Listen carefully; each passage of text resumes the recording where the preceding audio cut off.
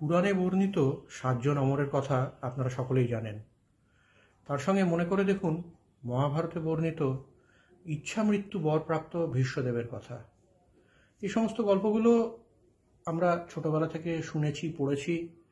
গাল গল্প বলে মনে হতে পারে, গাঁজাখুরি বলে মনে হতে পারে, কিন্তু একবার মনে করে দেখুন আমাদের ত্রৈলঙ্গ স্বামীর কথা। কাশীতে ত্রৈলঙ্গ স্বামী কতদিন বেঁচে ছিলেন তা আমরা কেউ জানি না। বামাখ্যাপার মৃত্যু যেভাবে হয়েছিল তাকে সম্পূর্ণভাবে ইচ্ছা মৃত্যু বলে অভিহিত করা যায়। অর্থাৎ আজকের দিনেও এমন ব্যক্তির অস্তিত্ব বিরল নয়। এবারে যে গল্পটা শোনাতে চলেছি সে গল্পের মূল চরিত্র এমনই একটা লোক। লেখকের তাকে নিয়ে সন্দেহ ছিল মনে। তিনি এক জায়গায় একে গাঁজাখোর বলেই উল্লেখ করেছেন, তার ভাষায় গঞ্জিকাবীর বলে, কিন্তু শেষে একটা খটকা তার লাগে।